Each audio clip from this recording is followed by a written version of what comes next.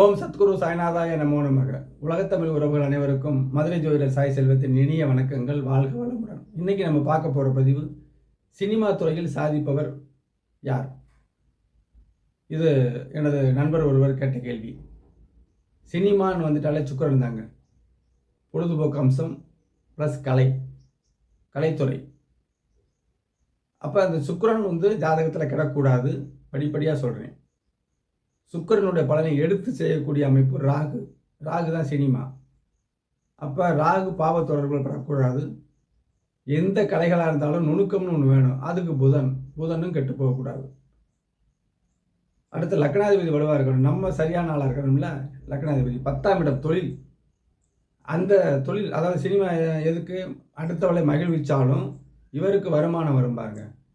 அப்போ அங்கே அந்த 10ஆம் இடம் யாருக்குமே ஜீவனஸ்தானம். என்ன ஜீவனமாக இருக்கட்டும், சினிமா இருக்கட்டும், வியாபாரமாக இருக்கட்டும், எதாக இருந்தாலும் சரி, அரசு வேலையாக இருந்தாலும் ஜீவனஸ்தானம் நல்லா இருக்கணும். 2ஆம் இடம் வருமானத்தை கொடுக்கக்கூடிய ஸ்தானமும் நல்லா இருக்கணும்.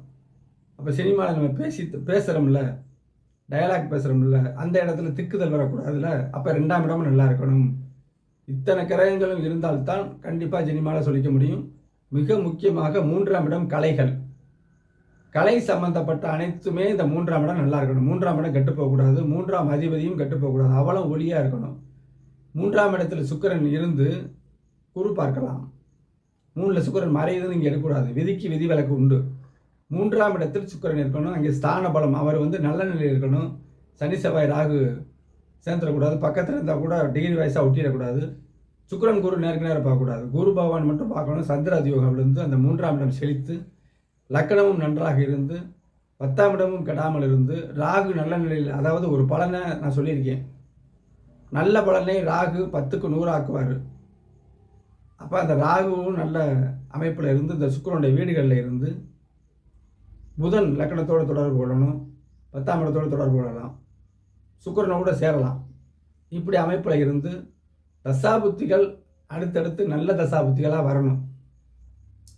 அப்படி வந்தால் தான் சினிமாவில் சாதிக்க முடியும். இப்போ கிரக அமைப்பு பற்றி சொல்கிறேன். சினிமாவில் எத்தனையோ ஜாதகங்கள்கிட்ட வருது. சினிமாவில் நான் போகலாமான்னு கேட்பார். அந்த எண்ணத்தை மட்டும் கொடுக்கறதுக்கு கிரக சத்துக்கள் இருக்கும். எண்ணம் மட்டும் கொடுக்கும், செயல்படாது. லக்கணம் கெட்டு போயிடும். தசாபுத்திகள் நல்லா இருக்காது. இப்படிலாம் இருக்குது. சினிமாவில் போய் கொஞ்ச காலம் இருந்துட்டு திரும்ப வேறு அமைப்புக்கு வர்றவங்களும் இருக்காங்க. திரைமறைவில் டெக்னீஷியனாக இருக்கக்கூடியவங்களும் இருப்பாங்க. அதுக்கு தக்கன கிரக நிலைகள் இருக்கும். சினிமாவில் போய் மிகப்பெரிய சாதனையாளர்கள் ரஜினிகாந்த் போன்று இருக்கக்கூடிய அமைப்பில் உள்ளவங்களுக்கு அனைத்துமே நல்லா இருக்கும். 3ஆம் இடம் கலை சம்பந்தப்பட்டது. 3ஆம் இடம் நன்றாக இருக்கணும். இதுதான் சினிமாவுக்கு அமைப்பு. சுக்கிரன் புதன் ராகு கிடக்கூடாது. 10ஆம் இடத்தோடு தொடர்பு கொள்ளணும். இந்த கிரகம் பூரா சுக்கிரன் தொடர்பு கொள்ளலாம், புதன் தொடர்பு கொள்ளலாம் இருக்கணும். ராகு அவங்களோட இல்லத்தில் இருந்து சிறப்பாக இருக்கணும். மிக மேன்மையான பலன் அமைப்பில் திரைத்துறையில் போய் சாதிக்கக்கூடிய நபர்களுக்கு இப்படிப்பட்ட கிரக நிலைகள் கண்டிப்பாக இருக்கும். உங்களது ஜாதகத்தில் கலைத்துறையில் போக விருப்பம் உங்களுக்கு இருக்கா? அது எந்த அளவு சாதனையாக இருக்கும்? அதில் ஏதோ இருக்கலாமா?